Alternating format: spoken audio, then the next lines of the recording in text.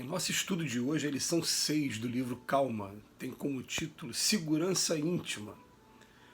Ante os impactos emocionais do cotidiano, estimarias construir a segurança íntima a fim de que a serenidade se te faça constante cidadela defensiva e podes indiscutivelmente construir semelhante refúgio. Inicia a edificação da própria paz observando que todos necessitamos pensar por nós mesmos, embora sabendo que somos influenciáveis pelas ideias alheias. Aceitando-nos na condição de parcelas da imensa família humana, verificaremos que as nossas dificuldades não são maiores que as dos outros.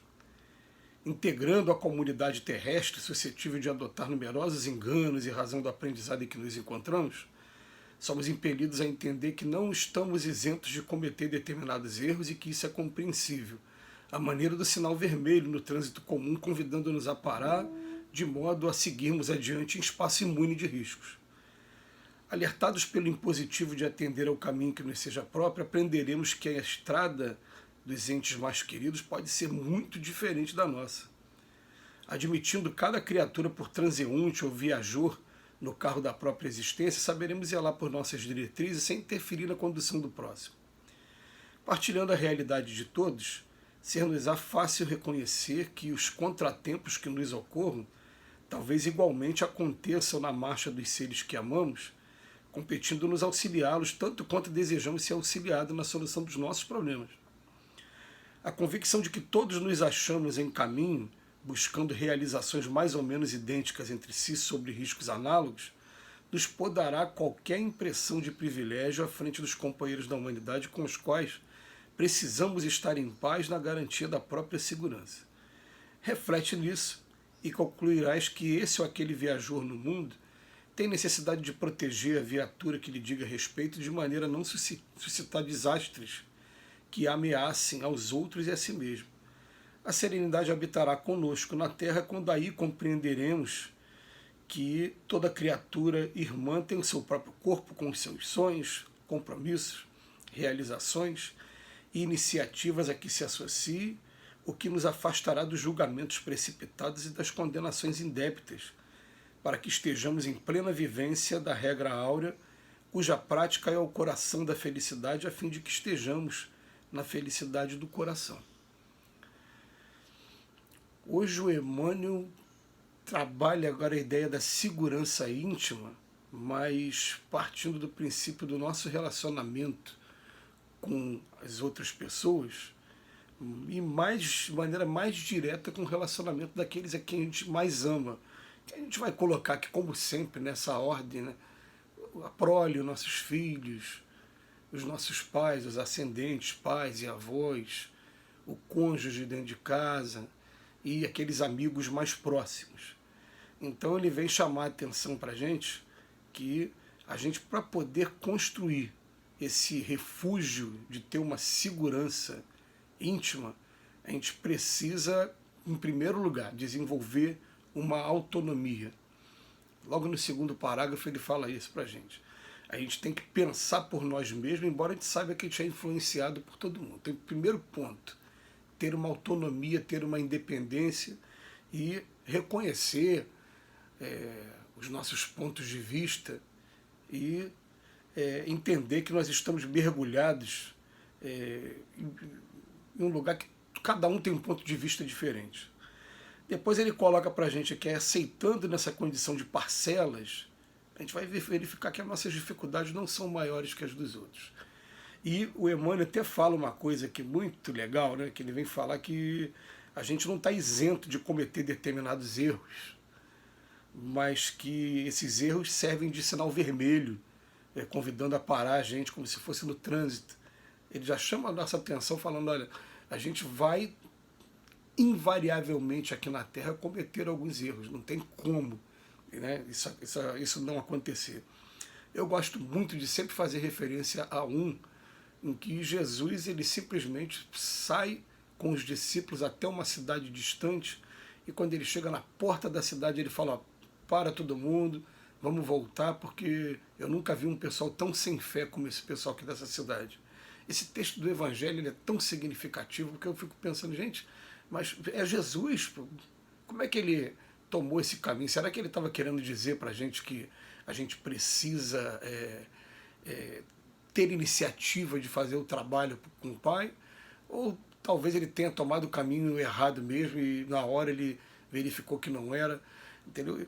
Aqui na Terra todos somos suscetíveis de cometer determinados erros, principalmente na iniciativa do trabalho, né? A gente vai fazer um determinado trabalho e a gente acha que muitas vezes que está ajudando e acaba atrapalhando.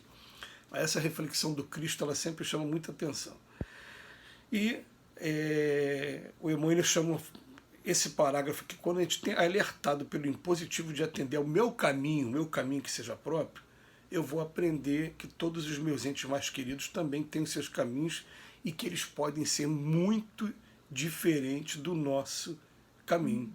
Eles têm vida própria, né, como se cada transeunte, e a gente vai saber, aos poucos, zelar pelas nossas diretrizes sem interferir na condução do próximo. O grande problema aqui na Terra é que a gente, por conta ainda do egoísmo, da vaidade, do orgulho que a gente está atrás, a gente quer que a pessoa pense e respire exatamente aquilo que a gente também pensa. Se não for dessa maneira, não vale. Então são poucas as pessoas que aprendem ou então se entregam ao desafio de aprender a conviver com aqueles que são diferentes. E, gente, quando a gente começa a aprender a viver com aqueles que são diferentes, em primeiro lugar, a gente vai aprender muito com eles também, e a gente vai ter condição cada vez maior também de fazer comparações e até adaptar o nosso comportamento também. Isso é um aprendizado muito interessante, mas muito interessante mesmo.